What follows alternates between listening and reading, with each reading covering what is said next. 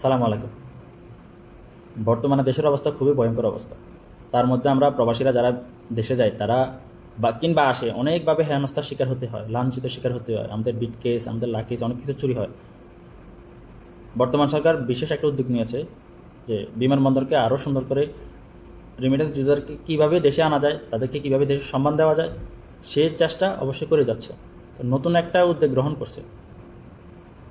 বেশি কথা না বাড়িয়ে আমরা ভিডিওটা শুরু করে দেখি যে আমাদের জন্য কী কী সুযোগ সুবিধা আছে, কী কী সুযোগ সুবিধা রেডি করছে। কোনো হয়রানি, কোনো লাঞ্ছনা যেন শিকার না হতে হয় সেই ব্যবস্থাই তারা করেছে। চলুন আমরা দেখে আসি। ছোট ছোট কিন্তু কার্যকরী বেশ কিছু উদ্যোগে বদলে যেতে শুরু করেছে হযরত শাহজালাল আন্তর্জাতিক বিমানবন্দরের যাত্রী সেবা। হেল্প ডেস্ক, বিনা পয়সার টেলিফোন বুথ, ফ্রি ওয়াইফাই এবং সংযোজন বিমানবন্দরে সেবায় যোগ করেছে নতুন মাত্রা। এছাড়া কঠোর নজরদারির কারণে কনভেয়ার বেল্টে লাগেজ আসার সময়ও আগের চেয়ে অনেক কমে গেছে। পারভেজ রেজার রিপোর্ট। ৩ অক্টোবর বিকেলে এয়ার আরাবিয়ার একটি ফ্লাইট ল্যান্ড করেছে। ইমিগ্রেশনের আনুষ্ঠানিকতা শেষ করে যাত্রীরা তখনও এসে পৌঁছাননি, কিন্তু তার আগেই কনভেয়ার বেল্টে এসে গেছে লাগেজ, যা দেখে রীতিমতো অবাক অনেকে। জাস্ট নাও এইমাত্র আমি আসলাম, হ্যাঁ একটা পেলাম, আরেকটা হয়তো লোডিং এই জায়গায় আছে। বাংলাদেশ এয়ারপোর্টের সার্ভিসটা দেখে সত্যি অবাক হয়ে গেছে।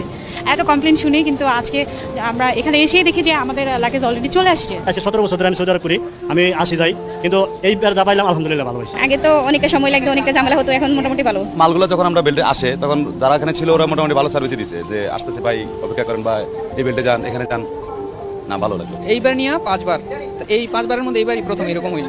প্রবাসীরা বিমানবন্দরে নেমেই যে সমস্যায় পড়েন তা হলো বাইরে অপেক্ষায় থাকা প্রিয়জনদের সাথে যোগাযোগের। এতদিন বিমানবন্দরে পৌঁছার পর আগে সিম কিনতে হতো বা বাইরে গিয়ে প্রিয়জনদের খুঁজতে হতো, কিন্তু এখন একজন যাত্রী বিনা পয়সায় টেলিফোন করতে পারছেন। এজন্য আগমনী টার্মিনালে বসানো হয়েছে 10টি টেলিফোন বুথ। খুশি হয়েছি, কারণ অনেক হয়রানি হইতেছে আগের বার। যেরকম বাইরে বের হয়ে কথা বলতে গেলে ডলার চায়, ফোন দিতে চায় না, টাকা চায়, আবার অনেক বাটপারও আছে বাইরে, মানে হয়রানি হয়েছে। এখন অনেকটা খুশি হয়েছি, কারণ সবকিছুই ঠিকঠাক, মালও পাইছি তাড়াতাড়ি, আর ফোনও দিতে পারছি। অবশ্যই আমাদের বহুত উপকার লাগবে, কারণ অনেক লোক আসলে দেখা যায় সিম আপনার বন্ধ থাকে, কল করতে পারে না, তো এখান থেকে বড় উপকৃত হবে লোক। সিম থাকে না, ফোন দিতে পারে না, এয়ারফোন টাকায় নিতে হয়, তার জন্য এটা অনেক ভালো সুবিধা হয়েছে। যারা প্রথমবারের মতো দেশের বাইরে যাচ্ছেন, বিমানবন্দরের অনেক প্রক্রিয়াই তাদের অজানা। বিশেষ করে আমাদের রেমিটেন্স যোদ্ধারা বিমানবন্দরে এসে খেই হারিয়ে ফেলেন। এয়ারলাইন্সের কাউন্টার কোথায়, ইমিগ্রেশন ফর্ম কিভাবে পূরণ করবেন, কিংবা ব্রেস্ট ফিডিং রুম বা ওয়াশরুম কোন দিকে, এমন শত শত জরুরি প্রশ্নের উত্তর দেবার জন্য কাউকে পাওয়া যেত না। এখন টার্মিনালে ঢুকলেই চোখে পড়বে একাধিক হেল্প ডেস্ক, যেখানে রাত দিন 24 ঘন্টা কাজ করছেন 54 জন কর্মী। আমার ফ্লাইট করায়, আমার বোর্ডিং পাস কখন লাগবে, সবগুলো তারা এখন দেখছে। যারা নতুন ওদের জন্য তো অনেক সুবিধাজনক এই সার্ভিসটা, আর যারা রেগুলার তো ইউজ টু, কিন্তু এখন তো আমি ফার্স্ট টাইম ইউজ করছি, তো আমার জন্য অনেক হেল্পফুল। কোন কাউন্টারে যাবে এটা ওনারা বুঝতে পারে না, আমরা ওভাবেই ওনাকে বলে দেই। যদি চেক ইন খোলা থাকে, আমরা তো স্ট্যান্ডিং মনিটর সহ দেখাই দিই। বিমানবন্দরের নির্বাহী পরিচালক জানালেন, বেশি যাত্রী বহনের কারণে মধ্যপ্রাচ্যের কিছু এয়ারলাইন্স লাগেজ রেখেই শুধু যাত্রী নিয়ে চলে আসতো। এসব এয়ারলাইন্সের বিষয়ে কঠোর ব্যবস্থা নেওয়ার কারণে সেই প্রবণতাও কমেছে। কিছু কিছু এয়ারলাইন্সের সাথে যে সমস্যাটা পেয়েছি, তাদেরকে আমরা মূলত যেটা করেছি যে তাদের কিছু কিছু রুটে কিছু কিছু ফ্লাইট আমরা সাময়িকভাবে সাসপেন্ড করেছি, এবং সাসপেনশনের পরে আমরা কিছু কিছু অরিজিন থেকে এয়ারলাইন্সের তরফ থেকে সিট রেস্ট্রিকশনও করা হয়ে গেছে। সিট রেস্ট্রিকশন করার সুবাদে সম্মানিত যাত্রীরা আসছে এবং তাদের সাথে তাদের অ্যাকম্পানি ব্যাগেজও আসছে। এবং গত সপ্তাহে আমাদের 99.8% লাগেজ এসছে, অর্থাৎ অনলি 0.2% লেফট বিহাইন্ড হয়েছে। আমাদের সম্মানিত যাত্রীরা তাদের লাগেজ সময় মতো পেয়ে যাচ্ছেন। এরপরে যদি কোনো লাগেজে কোনো সমস্যা থাকে, আমরা সম্মানিত যাত্রীকে 71 টিভির মাধ্যমে রিকোয়েস্ট করবো যেন বিমানবন্দরে থাকা অবস্থাতেই তাদের যে ক্লেমগুলো ড্যামেজ যদি হয়ে থাকে বা কোনো অসঙ্গতি হয়ে থাকে, সেটা যেন কমপ্লেনটা করেন, যাতে আমরা দ্রুততম সময় ব্যবস্থা করতে পারি। তাদের কোনো সমস্যা হয়ে থাকলে সেটা এখানে হয়েছে না অরিজিন থেকে হয়েছে, সেটা আমরা বের করে সম্মানিত যাত্রীকে জানাতে পারবো এবং তাদের ড্যামেজগুলো আমরা সেটেল করার জন্য এয়ারলাইন্সকে বলতে পারবো।